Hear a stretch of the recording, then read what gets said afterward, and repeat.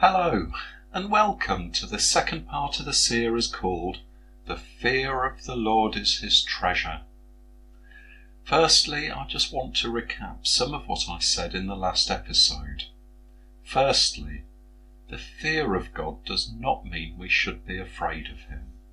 Secondly, we must not make a cult of the fear of God, but keep this aspect in balance.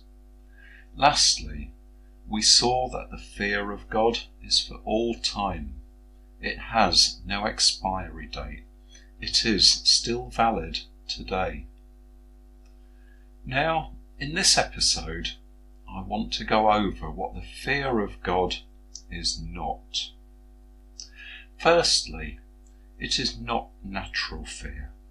For example, immediately prior to a car crash, or standing on the top of a cliff on a windy day when we know that a high risk to our safety or comfort is imminent. That is not the fear of God. Secondly, it is not a demonic fear. This is a tormenting fear, which is from the devil and has no place in the life of a Christian. As we shall see later on, the remedy for this is the true fear of the Lord. 2 Timothy chapter 1 verse 7, For God has not given us the spirit of fear, but of power and of love and of a sound mind. This is echoed in Romans 8:15. For you did not receive the spirit of bondage again to fear, but you received the spirit of adoption, by whom we cry out, Abba, Father. 1 John 4:18. There is no fear in love, but perfect love casts out fear, because fear has torment. He who fears has not been perfected in love. This is clearly talking about a tormenting fear and not the fear of God. There will be no tormenting fear when we get the perfect love. Thirdly, the fear of God is not the fear of man. When we fear other people, for example, what they may say, what they may think, what they may do, anyone who's been on the receiving end of an abusive relationship will understand this fear very well. Also, most of us have in the past or continue to fail to talk to others about God because of a fear of others. Proverbs 29:25. The fear of man brings a snare, but whoever puts his trust in the Lord shall be safe. So our trust or confidence in God delivers us from the fear of man. Fourthly, the fear of God is not religious fear. Isaiah 29:13. And the Lord said, Because this people draw near to me with their mouth, and with their lips honour me, but have removed their heart far from me, and their fear toward me is taught by the command of men. Now this was directly quoted by Jesus when he was talking to the scribes and Pharisees in Matthew chapter 15 verses 7 to 9.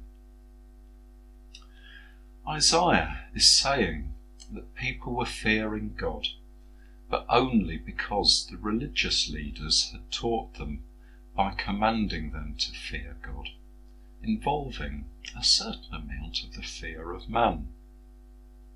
As we shall see later on, the fear of God is properly taught by God himself. Isaiah is also saying that even though we may say the right things and do the right things, yet our hearts, our innermost parts, can be rotten. Remember, it is our hearts that God is most bothered about, not any outward appearance we may show. For example, to try and impress other people, or because it's how we've been taught, we could pray in a certain voice, using certain words that are not natural. That is a form of acting that does not impress God. Doing this, we become hypocrites, and I am reminded that Jesus had some very harsh words for the hypocrites. This acting comes in part from wrong thinking and teaching about the nature and character of God, and hence the need for good teaching and good discipling. Lastly, the fear of God is not the fear of death. This is a recurring type of fear in the Bible and also in life generally. Hebrews chapter 2 verses 14 to 15. Since then the children have partaken of flesh and blood, he also himself likewise partook of the same, that through death he might destroy him who had the power of death, that is, the devil, and deliver those who through fear of death were all their lifetime subject to bondage.